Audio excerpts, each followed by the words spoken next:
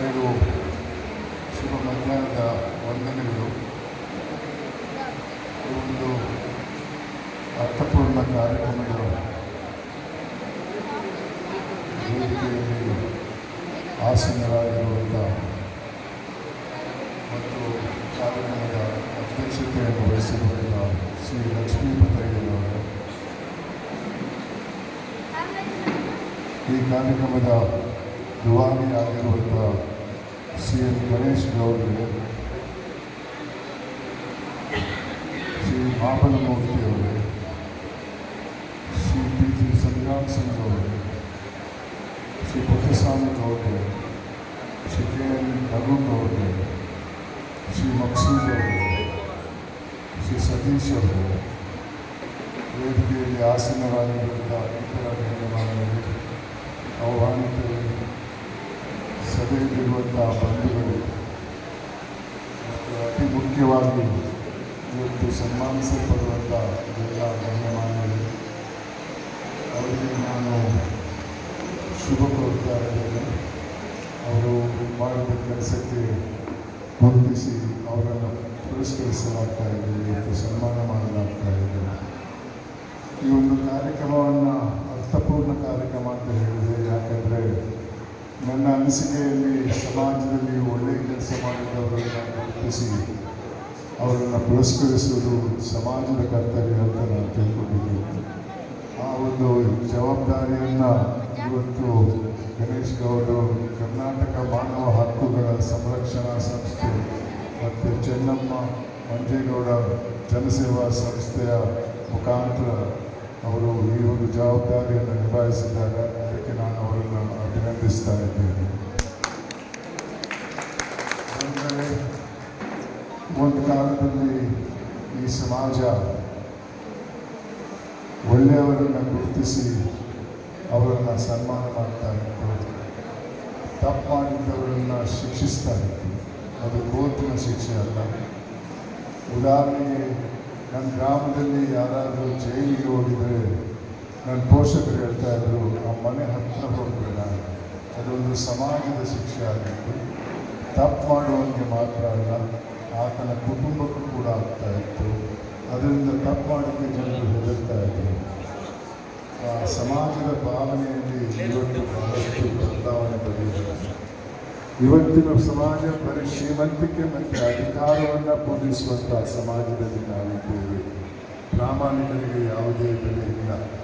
ಪ್ರಾಮಾಣಿಕರ ಬಗ್ಗೆ ಮಾತಾಡಿದರೆ ಬಿಡ್ರಿ ಅವನು ಹುಚ್ಚ, ಅವನು ತಿನ್ನಲ್ಲ, ಇನ್ನೊಬ್ಬನಿಗೂ ತಿನ್ನಕ್ಕೆ ಬಿಡಲ್ಲ ಅನ್ನೋ ಮಾತು ಸರ್ವಸಾಧಾರಣವಾದದ್ದು.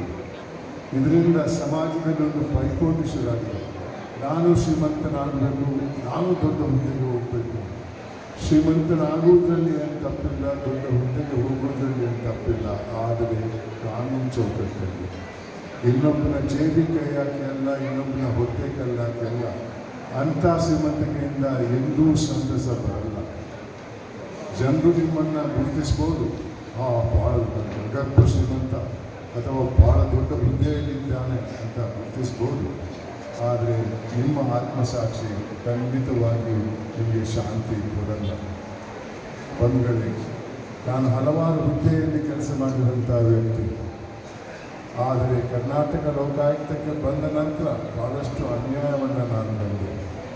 ಇದು ಯಾಕೆ ಈ ರೀತಿ ಆಗ್ತಾ ಇದೆ ಅಂತ ನಾನು ನನ್ನಲ್ಲಿ ಚರ್ಚೆ ಮಾಡಿದಾಗ ನನಗನಿಸಿದ್ದು, ಇದು ಸಮಾಜದ ಭಾವನೆಯ ಬದಲಾವಣೆ. ಇವತ್ತು ನನ್ನ ಪ್ರಯತ್ನ ಆ ಸಮಾಜದ ಭಾವನೆಯನ್ನು ಹಿಂದೆ ಇದ್ದಂಥ ಭಾವನೆಯೊಳಗೆ ತಗೊಳ್ಳುವುದು, ಪ್ರಾಮಾಣಿಕರನ್ನು ಗುರುತಿಸುವುದು ಮತ್ತು ಅಂಥವರನ್ನು ಸನ್ಮಾನಿಸುವುದು ನನ್ನ ಒಂದು ಪ್ರಯತ್ನ ನಾನು ಮಾಡ್ತಾ ಇದ್ದೇನೆ. ನಾನು ಈ ಪ್ರಯತ್ನವನ್ನು ಯುವತಿಯರ ಮುಖಾಂತರ ಆಗಬೇಕನ್ನೋ ಹಿನ್ನೆಲೆಯಲ್ಲಿ ನಿನ್ನೆವರೆಗೆ 1854 ಶಾಲಾ ಕಾಲೇಜಿಗೆ ಹೋಗಿದ್ದೇನೆ. ಅಲ್ಲಿ ಮಕ್ಕಳ ಜೊತೆ ಸಂವಾದ ಮಾಡಿದ್ದೇನೆ. ಮಕ್ಕಳಲ್ಲಿ 2 ಸಾಮಾಜಿಕ ಮೌಲ್ಯಗಳನ್ನು ಅಳವಡಿಸುವ ಪ್ರಯತ್ನ ಮಾಡಿದ್ದೇನೆ. ಯಾವ ಸಂಭಾವನೆಗೂ ಅಲ್ಲ, ಯಾರಿಗೂ 1 ರೂಪಾಯಿ ತಗೊಳ್ಳಲ್ಲ.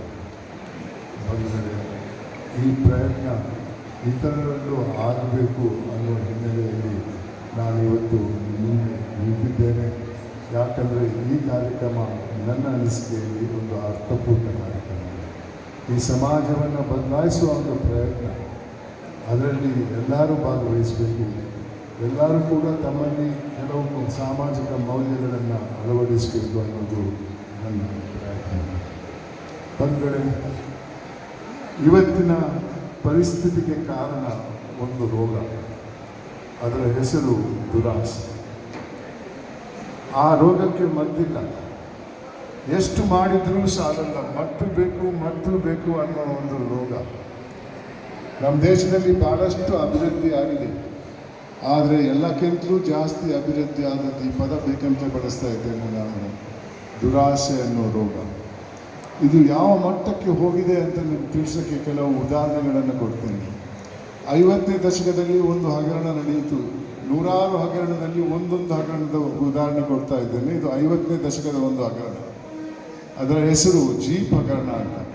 ಪರದೇಶದಿಂದ ನಮ್ಮ ಯೋಧರಿಗೆ ಜೀಪ್ ವಾಹನವನ್ನು ಖರೀದಿ ಮಾಡುವ ಒಂದು ಕಾಂಟ್ರಾಕ್ಟಲ್ಲಿ ಕೆಲವು ಅಧಿಕಾರದಲ್ಲಿದ್ದವರು 52 ಲಕ್ಷ ರೂಪಾಯಿ ಕೊಳ್ಳೆ ಹೊಡೆದರು 50ನೇ ದಶಕದಲ್ಲಿ. ತದನಂತರದ ದಶಕದ ಒಂದೊಂದು ಉದಾಹರಣೆ ಕೊಡ್ತೇನೆ. ಅದು ಬೋಫರ್ಸ್ ಅನ್ನೋ ಒಂದು ಹಗರಣ. ಪರದೇಶದಿಂದ ನಮ್ಮ ಯೋಧರಿಗೆ ಆಯುಧವನ್ನು ಖರೀದಿ ಮಾಡುವ ಕಾಂಟ್ರಾಕ್ಟಲ್ಲಿ ಕೆಲವರು 64 ಕೋಟಿ ರೂಪಾಯಿ ಕೊಳ್ಳೆ ಹೊಡೆದರು. ತದನಂತರ ಕಾಮನ್ವೆಲ್ತ್ ಗೇಮ್ಸ್ ಅನ್ನೋ ಒಂದು ಹಗರಣದಲ್ಲಿ ಅಧಿಕಾರದಲ್ಲಿದ್ದಂಥ ಕೆಲವರು 70,000 ಕೋಟಿ ರೂಪಾಯಿ ಒಂದು ಹಗರಣದಲ್ಲಿ. ಅದನಂತರದ ದಶಕದಲ್ಲಿ 2G ಅನ್ನೋ ಒಂದು ಹಗರಣ ಬಂತು. ಅದರಲ್ಲಿ 1,76,000